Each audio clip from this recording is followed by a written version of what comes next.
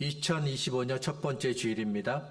2025년에도 저와 여러분의 삶이 하나님의 은혜로 더 부요해지기를 소원합니다. 하나님과 함께 동행하는 사람이 되고 하나님께서 도와주시는 사람이 되고 하나님께서 인도하시는 사람이 되기를 소원합니다. 2025년을 시작하면서 시편 23편을 함께 보려고 합니다. 많은 사람들이 시편 23편을 좋아합니다. 슬퍼하는 사람이 시편 23편을 대하면서 위로를 받습니다. 약해서 넘어진 사람이 시편 23편을 대하면서 다시 힘을 내야겠다라고 결심을 합니다. 그리고 다른 사람들에게 내가 위로를 받았다며 시편 23편을 들려줍니다. 내가 은혜를 받았다며 약한 사람들에게 시편 23편을 들려줍니다. 시편 23편은 6절밖에 되지 않습니다. 읽을 때마다 위로를 받습니다. 은혜를 받습니다. 왜 그럴까요? 다윗의 경험에서 우러나는 이야기이기 때문입니다.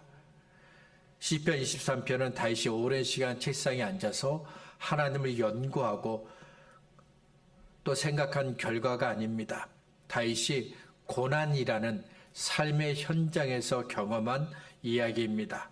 그래서 시편 23편을 읽으면 오랜 시간 정성스럽게 우려낸 진한 곰탕을 먹는 것처럼 다윗이 만난 하나님이 우리 마음속으로 쑥 들어오는 겁니다. 시편 23편은 다윗의 고백으로 시작합니다. 여호와는 나의 목자시니 내게 부족함이 없으리로다. 요한복음 10장 11절에서 예수님은 나는 선한 목자라고 말씀하셨습니다. 예수님께서 말씀하신 것처럼 주님은 우리의 선한 목자입니다. 선한 목자의 관심은 양에게 있습니다. 어떻게 하면 양이 잘 자랄 수 있는지, 어디로 가야 푸른 풀이 있는지, 어디로 가야 마실 물이 있는지 생각을 합니다. 어디서 쉬어야 하는지, 어떤 길로 가야 위험이 없는지 생각을 합니다. 그렇게 하고도 부족하다 여겨서 양에게서 눈을 돌리지 않습니다. 잠을 잘 때도 눈은 감고 있지만 귀는 양이 내는 소리를 듣고 있습니다. 정말 힘들죠? 그런데도 목자는 쉬지 않습니다. 내가 돌봐야 할 양이기 때문입니다. 그런데 아주 오래전 예수님께서 세상에 구원자로 오시기 전에 다윗은 하나님을 목자라고 불렀습니다. 그리고 왜 여호와가 나의 목자이신지, 왜 내게 부족함이 없는지 그 이유를 3개의 단어로 설명을 합니다. 인도하다, 함께하다, 따르다. 3개의 단어는 다윗이 경험한 하나님에 대한 이야기입니다. 그래서 다윗은 3개의 단어를 통해 하나님이 어떤 분이신지를 우리에게 소개합니다. 이 3개의 단어를 하나하나 살펴보도록 하겠습니다. 첫 번째로 다윗이 경험한 하나님은 나를 인도하시는 하나님입니다. 2절과 3절입니다. 그가 나를 푸른 초장에 누이시며 쉴만한 물가로 인도하시는 도다. 내 영혼을 소생시키시고 자기 이름을 위하여 의의 길로 인도하시는 도다. 2절과 3절 2절에서 다윗은 인도라는 단어를 반복해서 사용합니다. 쉴만한 물가로 인도하시는 도다. 의의 길로 인도하시는 도다. 인도하신다는 말을 반복하면서 다윗은 우리들에게 나보다 앞서 행하시는, 나보다 앞서 가시는 하나님을 우리에게 소개합니다. 우리가 알고 있는 대로 다윗은 오랜 세월 사울을 피해 도망을 다녀야 했습니다. 한 장소에 오랫동안 머물면 좋겠지만 사울의 칼은 다윗으로 하여금 한 곳에 머물지 않고 계속해서 다른 곳으로 옮기게 했습니다. 그때마다 다윗은 하나님께 기도했습니다. 이스라엘의 하나님 여호와여 원하건대 주의 종에게 일러 주옵소서. 어디로 가야 할지, 어떻게 해야 할지 나에게 좀 가르쳐 주세요. 그렇게 기도했습니다. 오래전에 하나님은 잠시 후면 약속의 땅 가나안에 들어갈 이스라엘 백성들에게 약속하셨습니다. 여호와 그가 내 앞에서 가시며 너와 함께하사 너를 떠나지 아니하시며 버리지 아니하시리니 너는 두려워하지 말라, 놀라지 말라. 마침내 이스라엘 백성은 가나안 땅으로 들어가게 되었습니다. 그렇지만 이스라엘 백성들은 어디로 가야 하는지, 어디서 멈춰야 하는지, 어디서 쉬어야 하는지, 어디로 가야 안전한지 아무것도 몰랐습니다. 그런 이스라엘에게 하나님이 약속하셨습니다. 내가 너의 앞서 먼저 가겠다. 그래서 다윗이 기도하는 겁니다. 사울이 나를 잡으려고 오고 있는데 피해야 하는지 어디로 가야 하는지 나의 길을 인도해 달라고 기도한 겁니다. 쉼이 있고 웃음이 있고 평안이 있는 땅으로 나를 인도해 달라고 기도하는 겁니다. 그러면 이렇게 구한 다윗에게 하나님은 어떻게 하셨을까요? 푸른 초장으로 인도하셨습니다. 쉴만한 물가로 인도하셨습니다. 피곤하고 지친 다윗의 영혼을 다시 살게 하셨습니다. 힘들고 어려운 중에도 믿음을 지키며 의의 길, 생명의 길을 걷게 하셨습니다. 우리도 다윗처럼 나를 인도하시는 하나님의 은혜를 경험하길 원하시죠? 하나님께서 올 한 해 2025년을 인도해 주시기를 원하시죠? 그렇다면 세 개 단어를 기억하셔야 됩니다. 인정, 맡기다, 따르다. 먼저 인정해야 합니다. 하나님께서 내 길을 인도하시기를 원하신다면 우리는 먼저 하나님 앞에서 나는 아무것도 아닙니다. 나는 무능력합니다. 이것을 인정해야 합니다. 어떤 사람이 자기에게는 무엇이든 할 수 있는 지혜와 능력이 있다고 생각합니다. 이런 사람은 다른 사람들의 도움을 원하지 않습니다. 하나님의 도움도 원하지 않습니다. 자신이 할 수 있다고 생각하기 때문입니다. 하나님도 이런 사람은 도와주지 않습니다.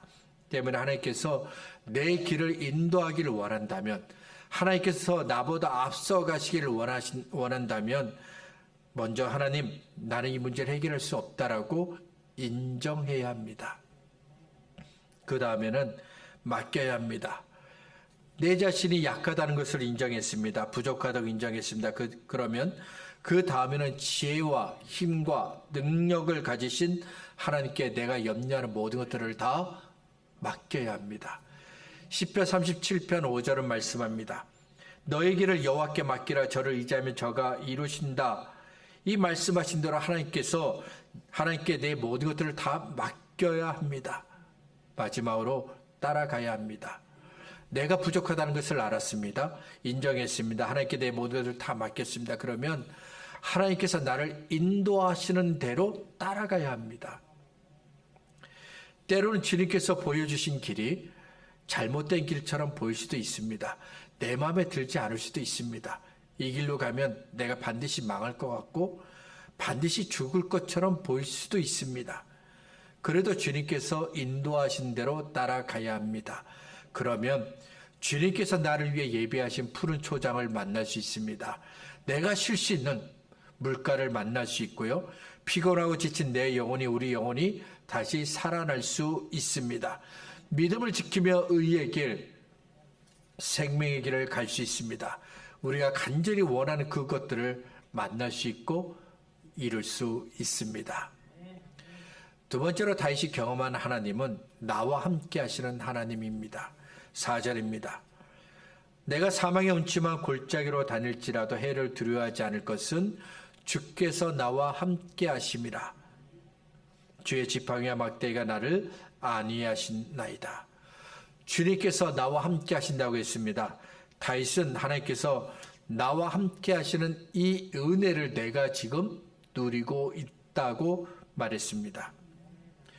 누구나 들어가면 반드시 죽는 골짜기입니다. 그래서 이름도 사망의 음침한 골짜기입니다. 이런 곳에 성도가 던져졌습니다. 그런데도 아무런 해도 당하지 않습니다. 반드시 죽어야 하는데 죽지 않습니다. 왜 그럴까요? 살아계신 하나님께서 지금 나와 함께 계시기 때문입니다. 어느 누구도 사망의 음침한 골짜기에 있는 동안에는 평안을 누릴 수가 없습니다. 사방에서 들려오는 그 죽음의 소리 때문에 긴장을 하게 되고 두려움에 빠지게 됩니다. 숨도 제대로 쉴 수가 없습니다. 하지만 성도는 사망의 음침한 골짜기 가운데 있을지라도 평안을 누릴 수 있습니다. 웃을 수 있습니다. 찬송할 수 있고 기도할 수 있습니다. 왜냐하면 사망의 음침한 골짜기에 빠진 성도 곁에 하나님이 함께하고 계시기 때문입니다. 혼자 사망의 음침한 골짜기에 있는 것이 아닙니다. 내가 사망의 음침한 골짜기에 빠져 있을 때 내가 믿음이 좋기 때문에 찬송을 부르고 내가 믿음이 좋으니까 기도할 수 있는 것 아닙니다. 내 믿음이 특별하고 나 열심히 특별하기 때문에 사망의 음침한 골짜기 가운데 있을지라도 평안을 누릴 수 있었던 것 아닙니다. 하나님께서 나와 함께 하셨기 때문에 내가 기도하고 찬송할 수 있었던 겁니다. 하나님께서 나와 함께 하셨기 때문에 두려움 중에도 평안을 누릴 수 있었던 겁니다. 하나님께서 나와 함께 하셨기 때문에 고통 중에도 소망을 가질 수 있었던 겁니다. 이어지는 5절도 함께 하시는 하나님의 은혜가 어떠한지를 보여줍니다. 주께서 내 원수의 목전에서 내게 상을 차려주시고 기름을 내 머리에 부으셨으니 내 잔이 넘치나이다. 지금 내 눈앞에 원수가 있습니다. 나를 미워하는 사람이 있습니다. 나를 미워하고 시기하고 분노하는 원수 앞에 내가 있는데 조금만 있으면 이 원수가 나를 향한 분노를 퍼붓을 것이고 나를 죽일 겁니다. 근데 갑자기 내 앞에 잔치가 벌어집니다. 내 머리에 기름을 바르고 여기에 더하여 내 잔이 콸콸콸 넘칩니다. 어떻게 된 걸까요? 하나님께서 나와 함께 하셨기 때문입니다. 하나님께서 나와 함께 하셨기 때문에 원수 앞에 있을지라도 해를 당하지 않는 겁니다. 죽지 않는 겁니다. 하나님께서 나와 함께 하셨기 때문에 내가 염려했던 일들이 아니라 내가 꿈속에서 꾸었던 놀란 일들이 이루어지는 겁니다.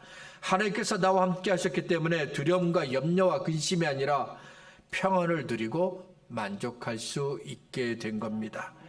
원수 앞에서 한없이 낮아졌지만 함께 하시는 하나님 때문에 내가 존귀한 자라고 높여졌습니다. 하나님의 사랑을 받는 자라고 높여졌습니다. 하나님께서 나와 함께 하셨기 때문입니다. 마태복음 1장을 보면 예수님의 이름을 소개하죠. 처음은 예수, 그 다음에 또 하나 이름을 소개하는데 임마누엘, 하나님이 우리와 함께 계신다. 마태복음은 마지막 28장에서 또다시 주님께서 우리에게 말씀하십니다. 볼지어다 내가 세상 끝날까지 너희와 항상 함께 있으리라. 약속하신 대로 예수님은 예수님을 믿는 저와 여러분과 늘 함께 하십니다. 문제를 만났는데 눈앞이 캄캄해서 어떻게 할지를 모르겠습니까? 기대하지 않았던 일들이 내 앞에 자꾸 일어나서 마음이 답답합니까? 사망의 음침한 골짜기라고 불러도 좋을 그런 어둠의 시간을 보내고 있습니까? 두려워하지 마세요. 염려하지 마세요. 하나님은 지금 나와 우리와 함께 계십니다. 변함없이 나와 함께 하시고 지금 내게 필요한 은혜들을 더해 주십니다. 마지막 세 번째로 다윗이 경험한 하나님은 나의 뒤를 따라오시며 은혜를 주시는 하나님입니다. 6절입니다. 내 평생의 선하심과 인자하심이 반드시 나를 따르리니 내가 여호와의 집에 영원히 살리리로다. 지금까지 다윗이 경험한 하나님은 어떤 하나님이었습니까? 다윗보다 앞서 가시면서 길을 인도하시는 하나님이십니다. 다윗과 함께 하시는 하나님입니다. 그런데 다윗을 향한 하나님의 은혜는 여기서 끝이 아닙니다. 하나님의 은혜가 계속해서 다윗의 뒤를 따라오고 있다는 겁니다. 그래서 6절에서 다윗이 내가 살아있는 모든 날 동안 하나님의 선하심과 인자심이 나를 따라온다라고 말했던 겁니다. 여호와의 선하심과 인자심이 나를 따라온다는 이 말씀을 생각하다가 나에 대해서 나를 도우시는 주로 시작하는 찬양 가사가 떠올랐습니다. 우리가 잘 알고 있는 찬양이죠. 처음 이 찬양을 불렀을 때는 왜 내 등 뒤에서 나를 도와주시는지 이해가 되지 않았습니다. 다만 등 뒤에서 나를 도와주시면 지친 몸과 마음이 힘을 얻어 앞으로 조금씩 나갈 수 있겠다, 이런 생각만 했습니다. 이해가 되지 않는 가사였지만 정말 그랬으면 좋겠다는 바람을 가지고 이 찬양을 불렀습니다. 하지만 이는 바람이 아니라 사실이었습니다. 하나님께서 내 등 뒤에서 나를 도와주십니다. 나의 길을 재촉하시기도 하고 지친 내 몸을 다시 일으켜 주시기도 하셨습니다. 이렇게 하나님께서 뒤를 따라오시며 은혜를 주시는 이유가 있습니다. 우리의 힘만으로는 믿음의 길을 갈 수 없다는 것을 하나님께서 너무도 잘 알고 계시기 때문입니다. 우리의 두 발은 믿음의 길을 가기에는 너무도 약합니다. 우리의 마음 역시 굳은 결심과 의지로 채울지라도 믿음의 길을 가기에는 너무도 약합니다. 우리 모습이 이대로는 결코 믿음의 길을 끝까지 갈 수가 없다는 것을 주님은 잘 알고 계십니다. 그래서 우리 뒤를 따라오시면서 은혜를 주시는 겁니다. 다윗이 블레셋 땅 시글락에 머물고 있을 때 아말렉 사람들이 공격을 했습니다. 아말렉 사람들이 시글락 성을 다 불태웠고 성에 남아있던 가족들을 다 잡아갔습니다. 나중에 다윗을 포함해서 그 자리에 있는 사람들이 돌아온 이후에 큰 충격에 빠집니다. 그리고 가족을 빼앗긴 사람들이 돌을 들어 다윗을 죽이려고 했습니다. 다윗 때문에 우리의 가족이 포로가 되어 끌려갔다라고 생각했기 때문입니다. 그때 다윗의 모습을 성경은 다급했다라고 적었습니다. 다급했다. 예전 우리가 보았던 개역 한글 성경에서는 궁급하였다라고 했습니다. 당황했다는 겁니다. 다윗에게는 이 위기를 해결할 방법도 벗어날 길도 없기 때문입니다. 그런데 바로 그때 하나님께서 다윗을 도와주십니다. 백성들이 다윗 자녀들 때문에 마음이 슬퍼서 다윗을 돌로 치자 하니 다윗이 크게 다급하였으니 그의 하나님 여호와를 힘입고 용기를 얻었더라. 다윗은 당황해서 어떻게 해야 할지 몰라 가만히 있었습니다. 바로 그때 하나님께서 다윗을 도와주셨습니다. 다윗에게 힘을 주셨고 용기를 주셨습니다. 그때 다윗이 경험한 것이 바로 뒤에서 밀어주시는 하나님의 은혜입니다. 다윗의 뒤를 따라오시며 도와주시는 하나님의 은혜입니다. 이렇게 뒤를 따라오는 그 하나님의 은혜를 가리켜 다윗은 하나님의 선하심과 인자하심이라고 불렀습니다. 하나님은 선하십니다. 우리가 믿는 하나님은 참으로 선하신 하나님이십니다. 하나님은 우리에게 무엇을 주겠다, 우리를 통해 어떤 일을 하겠다고 말씀하시는 하나님이 아닙니다. 우리에게 말씀하시고 약속하신 대로 반드시 성취하시는 하나님입니다. 또한 우리가 믿는 하나님은 인자하신 하나님입니다. 그래서 우리가 계속해서 하나님을 믿고 의지하며 따라갈 수 있도록 믿음을 주십니다. 우리로 하여금 계속해서 믿음의 길을 걸어갈 수 있도록 격려하십니다. 낙심하거나 당할 때도 우리를 도와주십니다. 자주 믿음보다는 욕심을 선택했고 하나님보다는 나를 더 사랑했지만 그래도 하나님 우리의 손을 놓지 않고 끝까지 인도하셨습니다. 참으로 인자하신 하나님이시기 때문입니다. 하나님을 믿는 성도의 뒤를 선하심과 인자하심으로 따라오십니다. 넘어지지 않고 끝까지 이 길을 걸어갈 수 있도록 뒤에서 밀어주시기 위해서입니다. 그래서 선하심과 인자하심은 어떤 일이 있어도 절대로 나를 포기하지 않으시는 하나님의 은혜입니다. 어떤 큰 어려움이 있어도 나를 구원하기 위해 결코 뒤로 물러서지 않으시는 하나님의 은혜입니다. 아무도 돌봐주는 사람이 없어 외롭고 쓸쓸하고 지친 나를 긍휼히 여겨주시는 하나님의 은혜입니다.